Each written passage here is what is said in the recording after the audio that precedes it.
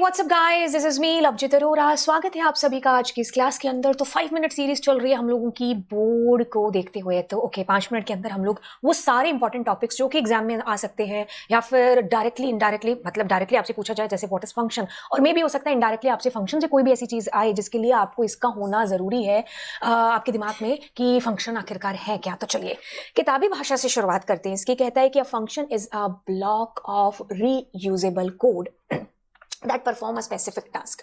इस पूरी लाइन के अंदर आपको फंक्शन की सारी कहानी बता दी गई है। देखिए क्या चीज़ है, इसको एक बेस्ट एग्जांपल के साथ में समझते हैं। हमारे पास चलिए कैरेक्टर लेकर के आते हैं। मान लो, इसको मैंने एक शॉर्ट में भी बड़े अच्छे तरीके से समझा रखा था। आप शॉर्ट्स में जाओगे ना तो वहां पर भी आपको 60 सेकंड के अंदर इसकी डेफिनेशन मैंने बड़े अच्छे तरीके से एक्सप्लेन कर रखी है। खैर, कैरेक्टर को लेकर के आते हैं। मान लो इसका बर्थडे है, ठीक है, ये कोई चिंकू है, इसका कोई मतलब बर्थडे आने वाला है। तो आपको पता है कि बर्थडे के अंदर कितने सारे काम होते हैं। तो इसको मान लो किसी बलून वाले को बुलाना है कि भाई बलून फुलाने हैं, मान लो डेकोरेशन के लिए, और फिर केक के लिए, ड्रेस के लिए, दोस्तों को फोन करना है, 1000 तरीके के काम है।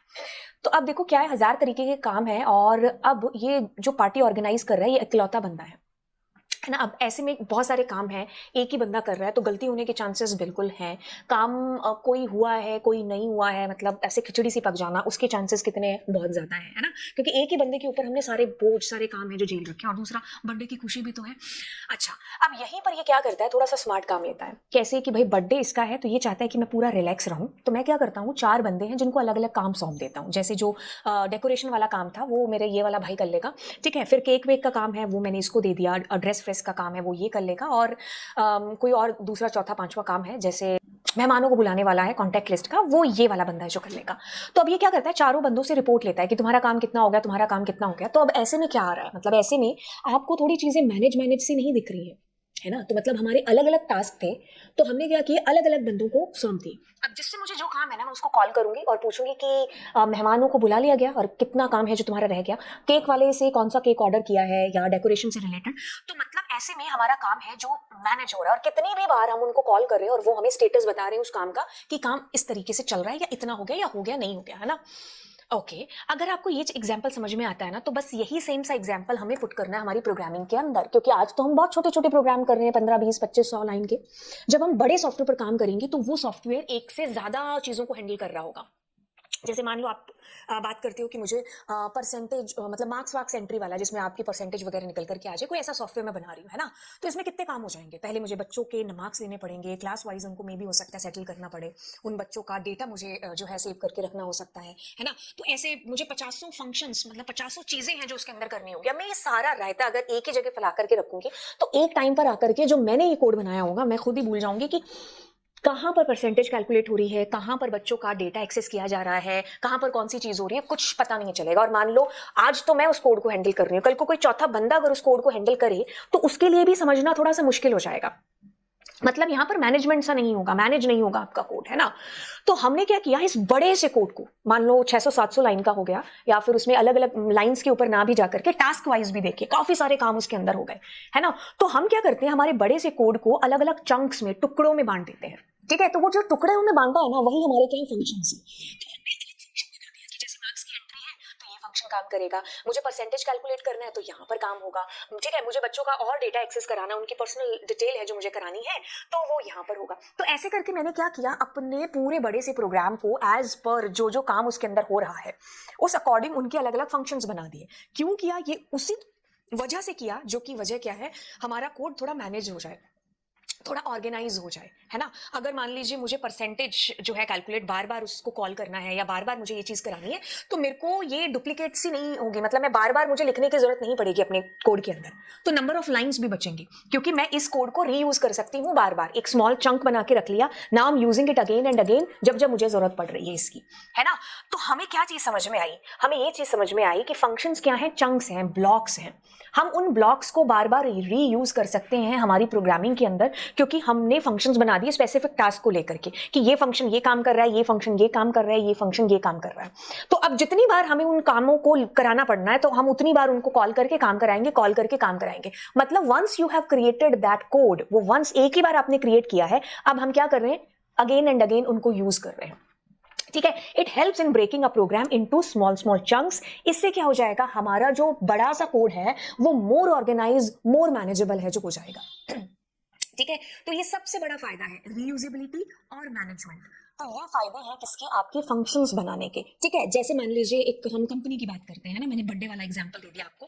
मान लो एक कंपनी है ना, या कोई स्कूल ही कह लो, आपने अपने स्कूल में देखा होगा कि प्रिंसिपल अकेले को अगर सारा स्कूल एकदम हैंडल करना हो, हर चीज उसी को देखनी हो कि अटेंडेंस भी वही लगा रहा है, देख रहा है ट्रांसपोर्ट में कितने बच्चे आए कितने नहीं आए, पेपर सारी चीजें, अब कितना टफ हो जाएगा एक बंदे के लिए। मतलब वो स्कूल स्कूल ही नहीं रहेगा। अब स्कूल के मैनेजमेंट को अच्छा बनाने के लिए उन्होंने क्या किया, प्रिंसिपल तो चीजें कर ही रहा है, अब वो क्या कर रहा है, अपने काम को बांट रहा है ना, कोऑर्डिनेटर्स के थ्रू या फिर जो भी टीचर्स हैं उनके थ्रू, कि भाई आप स्पोर्ट्स का काम देख लो, आप जो है 11th और 12th का काम देख लो, आप 9th और 10th का इस तरीके से क्या किया, काम को डिवाइड कर लिया ताकि एक बेस्ट तरीके से हम रिजल्ट दे पाए, है ना। जब इनको जानना होगा कि अच्छा ट्रांसपोर्ट वाले जो है किस तरीके से चल रहा है, तो ये ट्रांसपोर्ट टीम को बुलाया जाएगा, 9th और 10th की क्या परफॉर्मेंस है तो उनके कोऑर्डिनेटर को, उनके टीचर्स को बुलाया जाएगा, है ना।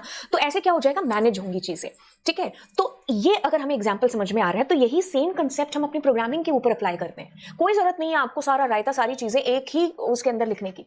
तो हम जब बड़े सॉफ्टवेयर के साथ काम करते हैं ना, तब तो ये हमारी जरूरत बन जाते हैं फंक्शन, क्योंकि हम काम कर ही नहीं सकते हैं बिना फंक्शंस के। क्यों, क्योंकि हमारा इतना बड़ा कोड होगा और हम उसको कैसे मैनेज कर पाएंगे। मुझे बार बार हो सकता है उस पर्टिकुलर फंक्शन को यूज करने की जरूरत पड़े, तो इंस्टेड ऑफ कि मैं उसको वैसे ही लिखूं, मैंने क्या किया, फंक्शंस बना दिया, है ना। तो अब बार बार उसको यूज करके मैं जो है रीयूजेबिलिटी का फायदा भी है जो उठा सकती हूँ फंक्शंस के थ्रू। अब फंक्शंस हमारे लिए कोई नया वर्ड नहीं है कि हमने पहली बार इनको सुना है आज ही मैम की क्लास में, या फिर हमारे टीचर ने जब हमें 12th में पढ़ाया था। नहीं, हमने जब पाइथन शुरू की थी ना, तो शायद हमारी पहली जो मुलाकात हुई थी ना, वो भी एक फंक्शन के साथ हुई थी। तो वो फंक्शन कौन सा था, आपने देखा था प्रिंट फंक्शन, और मैम ने अंदर उसके लिखा हेलो वर्ल्ड, हमने तालियां बजाई कि वाओ हमने अपने पाइथन का पहला प्रोग्राम कर लिया है। तो हमने वो भी फंक्शन के अंदर ही किया था, बट वो जो फंक्शन है ना, वो प्री डिफाइंड फंक्शन है, मतलब पाइथन के अंदर पहले से बने हुए फंक्शन है। ठीक है, पाइथन ने क्या किया, अपने खुद के बिल्ट इन फंक्शंस बनाए, जो काम तुम्हें करना है उस फंक्शन को कॉल करो, काम कराओ। कहता है कि मुझे प्रिंट कराना है तो प्रिंट फंक्शन, कहते हैं मुझे डेटा को इनपुट कराना है यूजर से, so we have a built in function which is input function. तो आपके पास तरह तरह के बहुत सारे फंक्शंस हैं अलग अलग काम कराने के।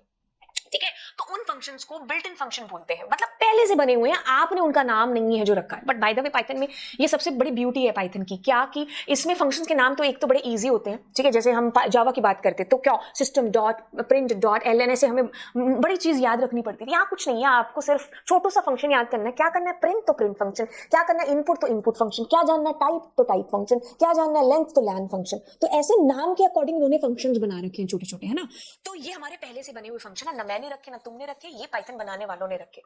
अब हमें आया कि यार अब ऐसा हो सकता है कि कोई फंक्शन, मतलब ऐसा जो वो रिक्वायरमेंट जो मेरे सॉफ्टवेयर के अंदर है वो ये बिल्ट इन फंक्शंस ना पूरी कर पाए। जैसे हम पिछले एग्जांपल पर जाते हैं, यहाँ पर स्कूल के सॉफ्टवेयर पर मुझे यूजर से बच्चों का मार्क्स है वो एंटर कराने हैं, मुझे उनकी कैलकुलेशन करनी है, परसेंटेज कैलकुलेट करके रखनी है, कुछ भी मुझे XYZ अपने सॉफ्टवेयर के अंदर ऐसा काम कराना है, तो मैं अपना लॉजिक यूज करूंगी उसके लिए प्रोग्रामिंग का, है ना। तो कोई बिल्ट इन फंक्शन है नहीं आपके पास में। अब हम क्या करते हैं, हम अपने खुद के फंक्शंस बना लेते हैं जिनको यूजर डिफाइंड फंक्शन के नाम से जाना जाता है, जिसको हम पाइथन में डेफ कीवर्ड से डिफाइन करते हैं। ठीक है, तो यूजर डिफाइंड फंक्शन क्या होते हैं कि क्रिएटेड बाय द यूजर, हम खुद उसको क्रिएट करते हैं कुछ कुछ स्पेसिफिक काम कराने के लिए। ठीक है, उनका नाम भी हम रखेंगे, उनको काम भी हम सौंपेंगे, जब हमें वो फंक्शन चाहिए तब हम उनको कॉल करके काम करा लेंगे। तो मतलब वो जो डेफिनेशन मैंने आपको बताई थी ना, the definition was saying a function is a block of reusable code that perform a specific task, it helps in breaking up a program into smaller manageable parts. तो ये डेफिनेशन अब आप अपनी प्रोग्रामिंग पर अप्लाई करो कि मैंने बहुत बड़ा प्रोग्राम लिखा, अब उसके अंदर जिस अकॉर्डिंग टास्क है ना उसको मैंने अलग कर लिया, मतलब उसी का ही मैंने फंक्शन बना दिया। तो वही हमारा यूजर डिफाइंड फंक्शन है, अलग अलग टुकड़ों में हम बांट रहे हैं अपने प्रोग्राम को एज पर जैसा हम काम करा रहे हैं उसके अंदर। ठीक है, तो यूजर डिफाइंड फंक्शन की किताबी भाषा कहती है user defined functions are functions that are created by user to perform specific task. कुछ हमें स्पेशल टास्क कराना है तो उसके लिए हमने यूडीएफ बना लिया।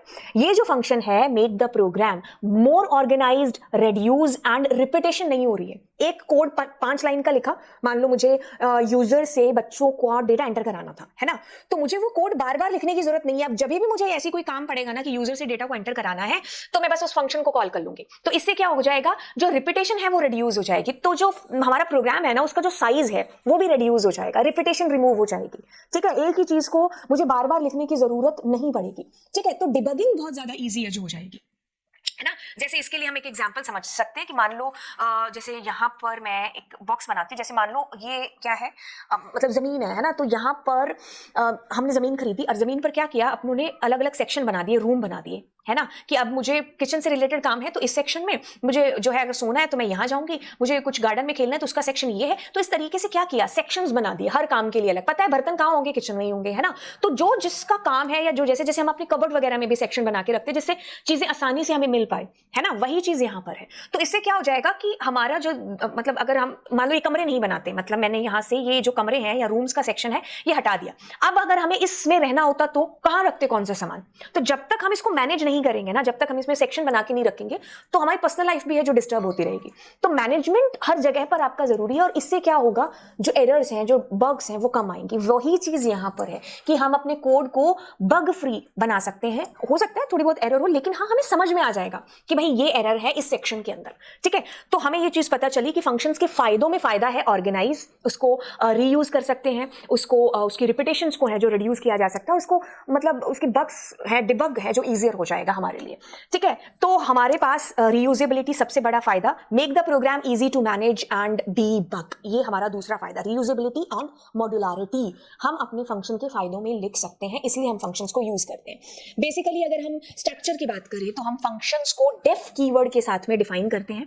फिर आता है हमारे फंक्शन का नाम, ठीक है, डेफ फंक्शन का नाम। जैसे मैं कुछ भी नाम दूं, यूजर डिफाइंड है तो आप अपनी मर्जी से कुछ भी दे सकते थे। आप पैरेंथेसिस देंगे, यहाँ पर पैरामीटर ऑप्शनल होते हैं। अब यहाँ पर हमारे कोड के अंदर जिसके लिए भी हमने इसको बनाया उस चीज को लिखेंगे, दैट्स इट। अगर रिटर्न देना है तो दो, तो ये हमारा फंक्शन हो गया। अब इसको कॉल करो और इससे काम कराओ, ठीक है। अब अगली क्लास में हम सिंटेक्स के ऊपर और बात करेंगे। बाकी अगर आपको आए क्वेश्चन की what is user defined function, what are the functions, difference between built in function and user defined function, तो ये क्लास आपके लिए बड़ी हेल्पफुल है जो रहने वाली है। दोस्तों के साथ में इस क्लास को शेयर करिएगा। तो चलिए फिर मिलते हैं अगली क्लास में।